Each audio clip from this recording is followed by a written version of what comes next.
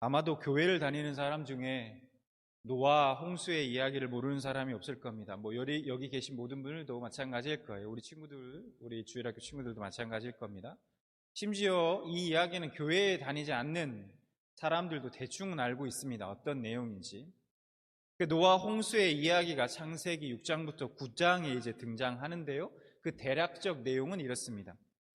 하나님께서 홍수를 통해 이 세상을 심판하기로 작정하십니다.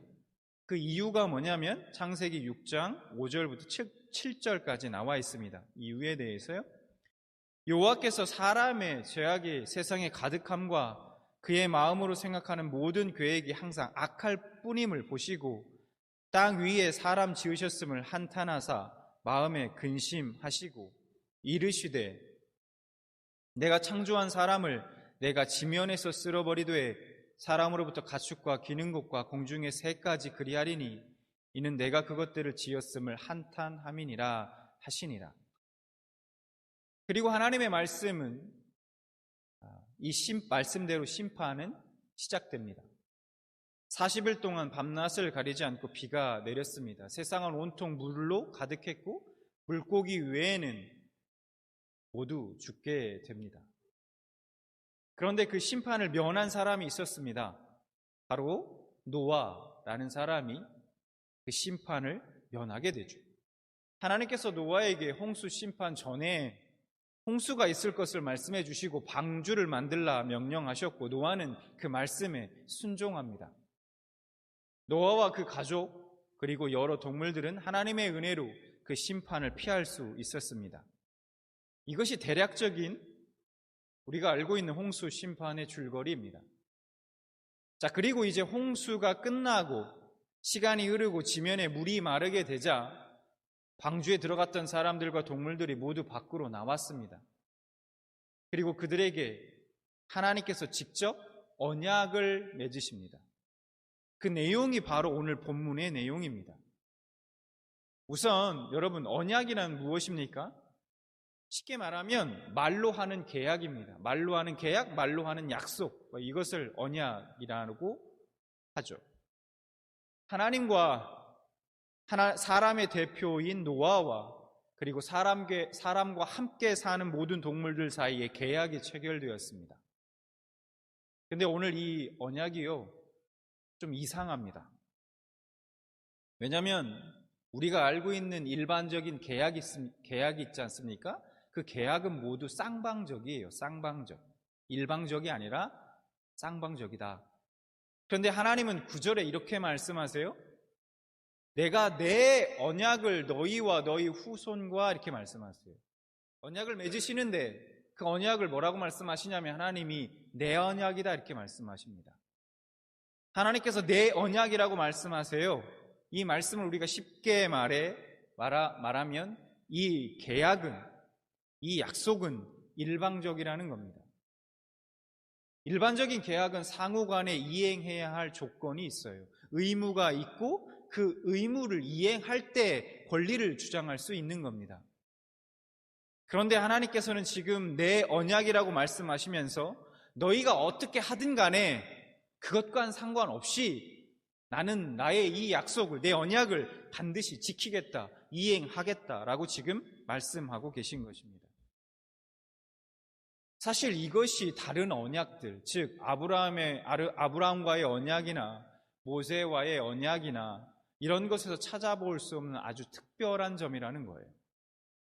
다른 약속들은 하나님의 말씀에 순종하면, 네가 그 계약을 다 지키면, 충실하면 이런 조건들이 달려 있습니다. 그러나 오늘 말씀 속 노아와의 이 약속에서 하나님은 그 어떤 조건도 요구하지 않았습니다.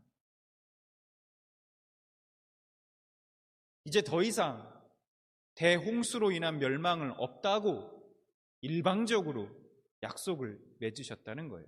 하나님 입장에서 보면 뭔가 손해보는 것 같지 않습니까? 누가 이런 계약을 하겠습니까? 일방적인 계약을. 네. 나는 무조건 약속을 지키겠다. 네가 어떻게 하든 간에. 이것이 참 이해가 가지 않는 대목이에요. 왜 하나님이 이런 약속을 하셨을까? 왜냐하면 여러분 한번 생각해 보시기 바랍니다. 노아의 홍수가 어떻게 일어난 것입니까? 하나님 때문에 일어났나요? 아니에요. 인간이 악하기 때문에, 인간이 죄악 때문에 일어난 게 홍수 심판이었습니다.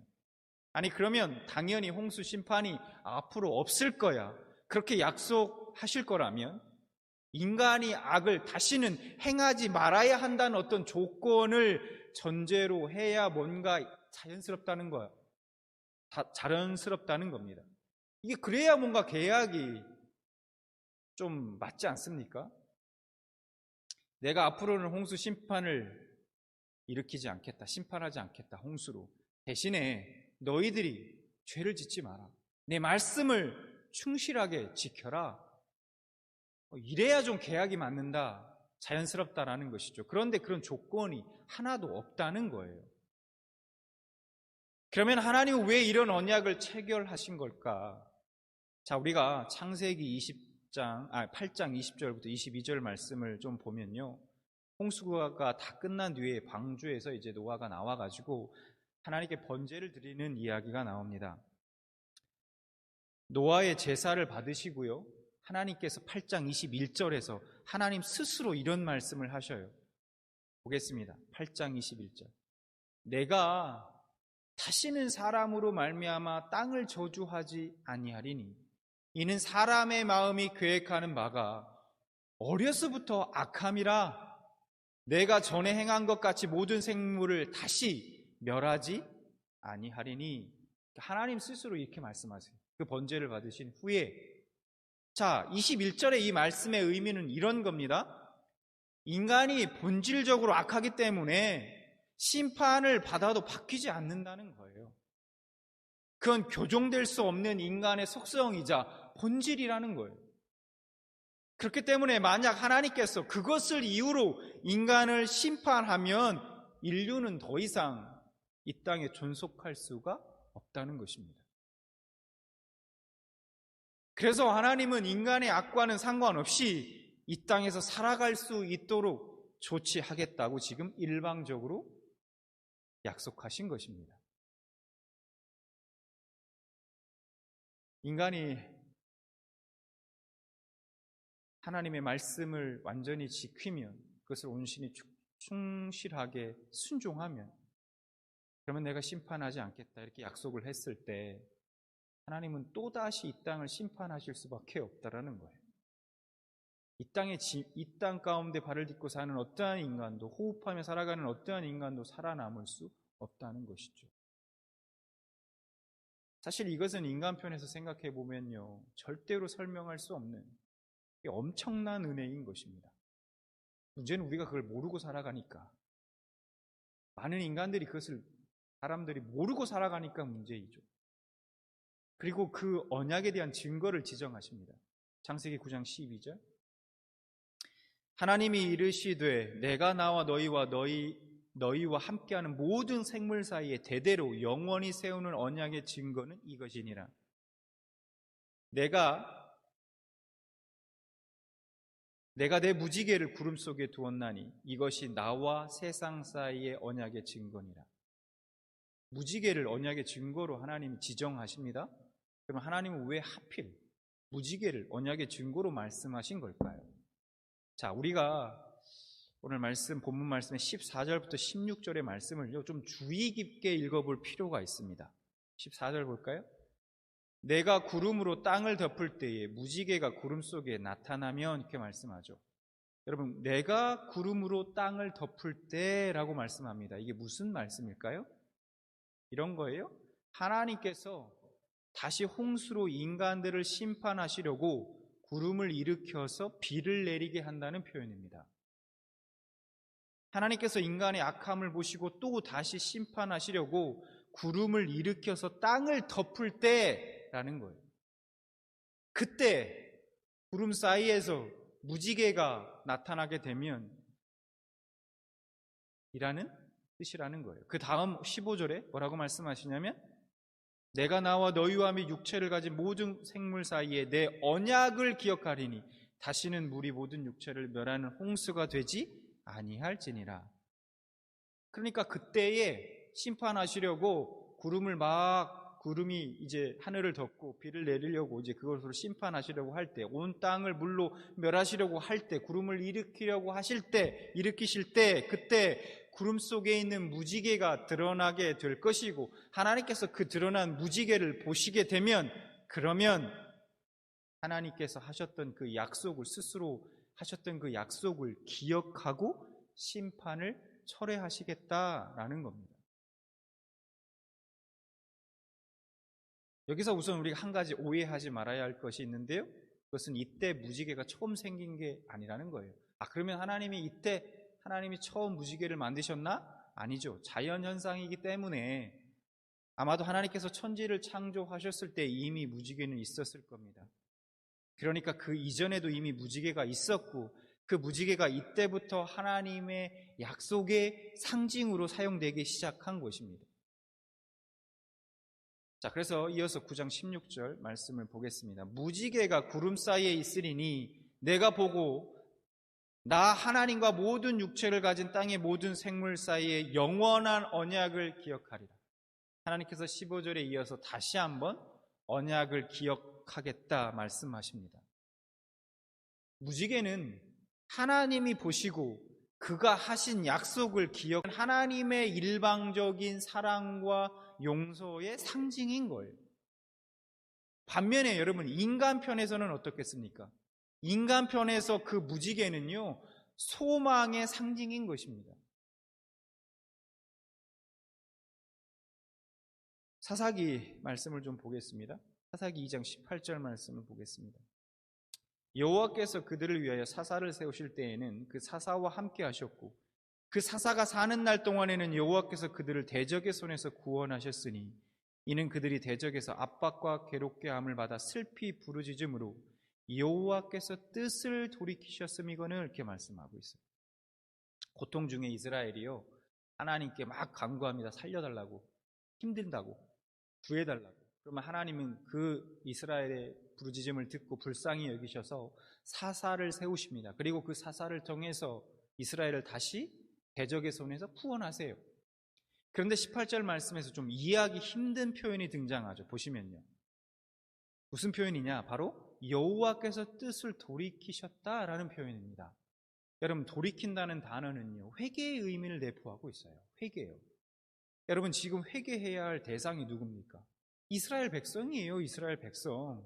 근데 정작 돌이켜, 이렇게 말씀하죠?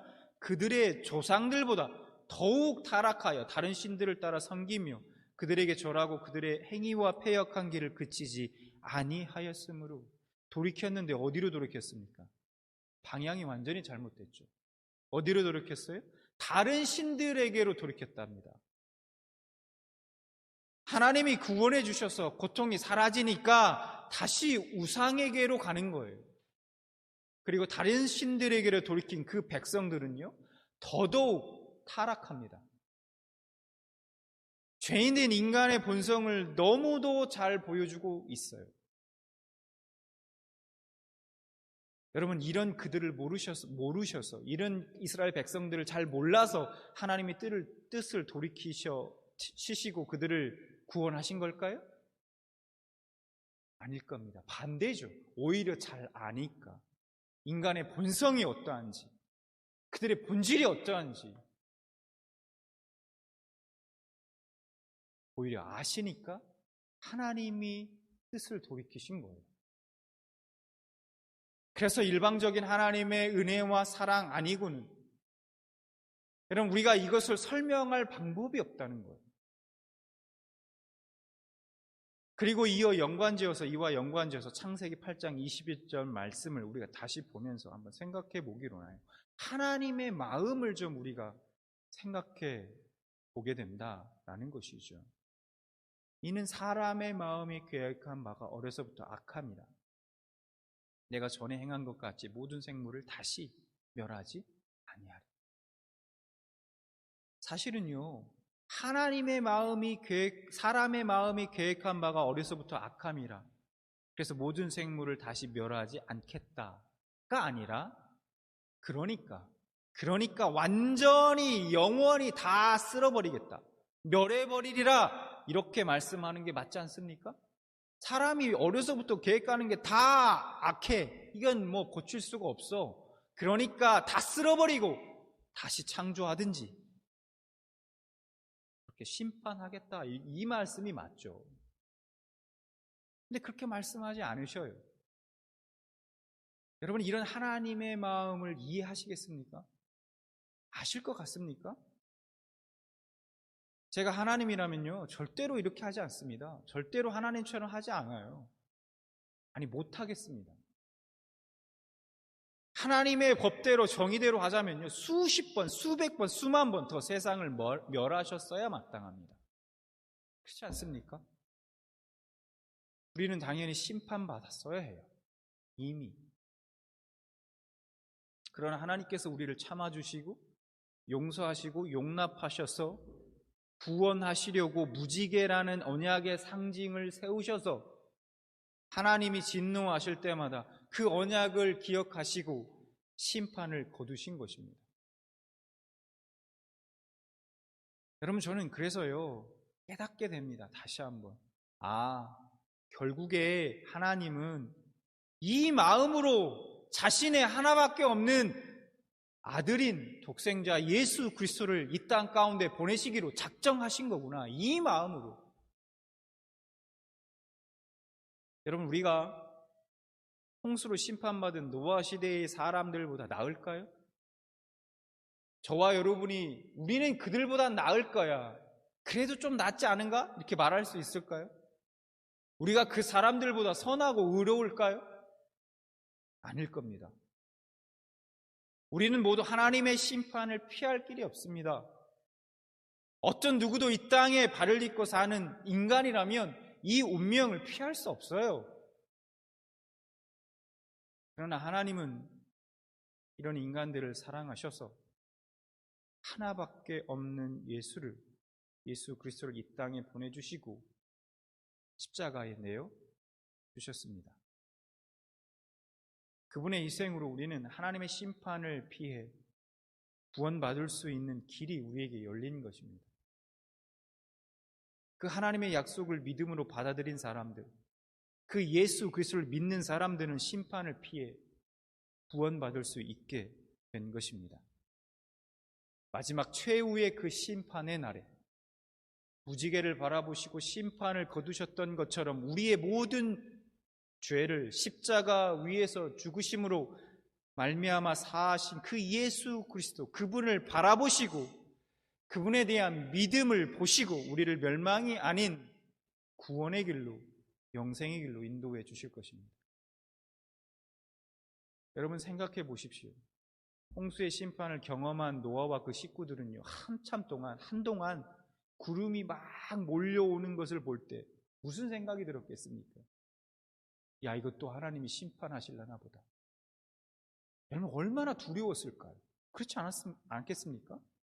무시무시한 홍수 심판이 막 떠올랐을 거예요.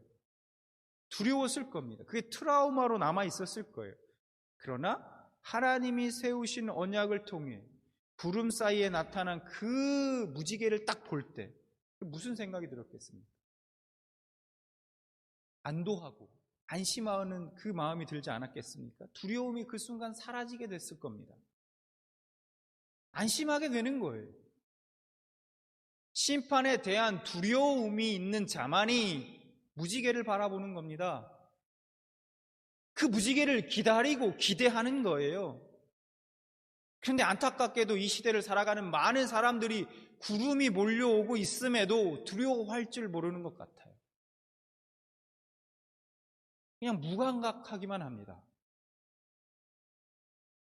그래서 무지개를 바라보지 않아요. 나에게 무슨 상관인가? 십자가 예수를 바라보지 않습니다.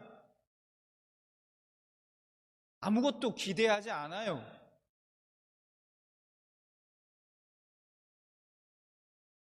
마태복음 24장 37절부터 39절까지를 이렇게 말씀합니다. 노아의 때와 같이 인자의 임함도 그러하리라. 홍수 전에 노아가 방주에 들어가던 날까지 사람들이 먹고 마시고 장가들고 시집가고 있었으면서 홍수가 나서 그들을 다 멸하기까지 깨닫지 못하였으니 인자의 임함도 이와 같으리라.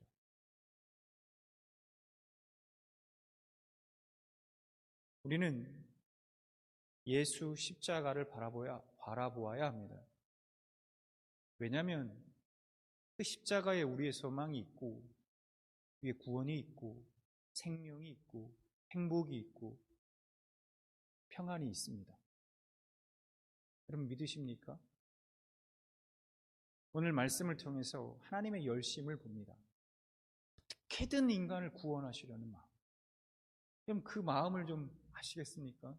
저는 이 말씀을 준비하면서도요, 하나님의 마음이 너무 제 마음에 와닿아서 사실은 좀 괴롭더라고요. 어떻게든 살리시려고 참으시고 그냥 홀로 방법을 찾으시고 그 애쓰시는 그 하나님의 열심을 봅니다. 여러분들 오늘 말씀 속에서 그런 하나님의 마음이 여러분 그 사랑이 느껴지십니까? 예수 십자가 앞으로 나오시기 바랍니다. 우리에게 그것밖에는 소망이 없습니다. 어떤 분들은 이런 생각을 하실 수 있어요. 아, 예수님, 목사님이 또 뭐 예수 십자가 그 얘기 하는구나. 근데 어떡합니까? 예수 십자가 외에는 우리에게 소망이 없는 거예요.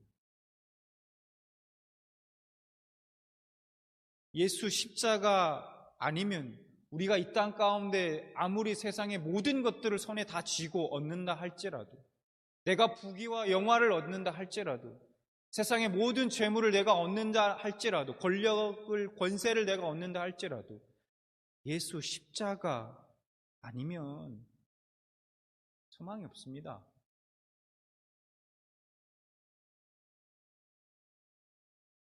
십자가 그늘 밑으로 피하시기 바랍니다. 예수를 믿고 그 하나님의 사랑 안에 영원히 거하시는 여러분들 되시기 진심으로 소망합니다.